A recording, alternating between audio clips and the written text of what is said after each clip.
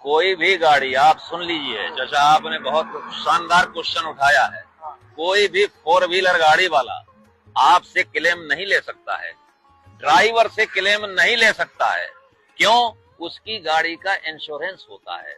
अगर गाड़ी लड़ती भिड़ती कुछ भी होती है तो वो इंश्योरेंस कंपनी देगी क्लेम। अब वो करते क्या है 4 व्हीलर वाले, आपसे भी ले लिया 10,000 और फ्री में जो है तो वहां जाकर के इंश्योरेंस में काम करा लिया है। तो ये गलत बात है। ये लोगों को इस बात का मैसेज पहुंचना चाहिए।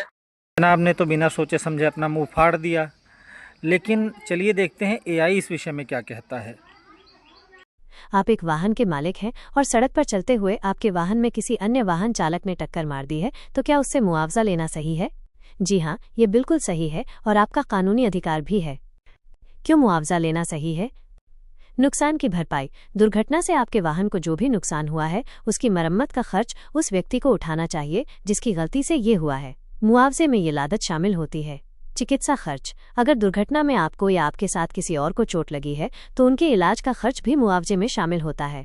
समय और असुविधा। दुर्घटना से जो आपका समय बर्बाद हुआ और आपको असुविधा हुई, जैसे गाड़ी ठीक होने तक कहीं आने जाने में दिक्कत, उसके लिए भी आपको मुआवजा मिल सकता है। कानूनी अधिकार। भारत में मोटर वाहन अधिनियम मोटर व्हीकल्स एक्ट के तहत अगर कोई व्यक्ति अपनी लापरवाही से किसी दूसरे को नुकसान पहुंचाता है तो उसे उस नुकसान की भरपाई करनी होती है।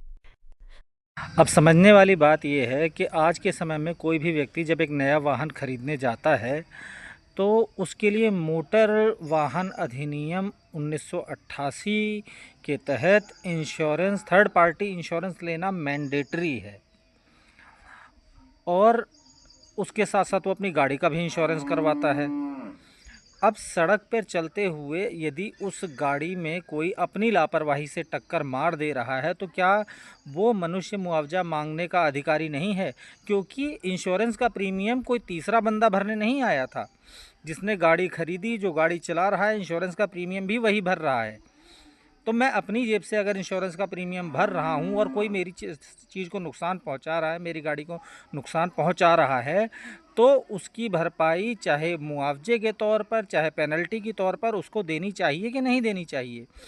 और सबसे बड़ी बात यह है कि ऐसे व्यक्ति जो जिम्मेदार पदों पर बैठे हैं, यदि सोशल मीडिया पर आकर के ऐसी बात बोलते हैं जिससे भ्रम पैदा होता है लोगों के बीच में और लोग ये सोचते हैं कि मैं ऐसी अपनी जिम्मेदारी से मुक्त हो जाऊंगा, तो ये गलत होता है और एक गलत भावना समाज में पनपती है।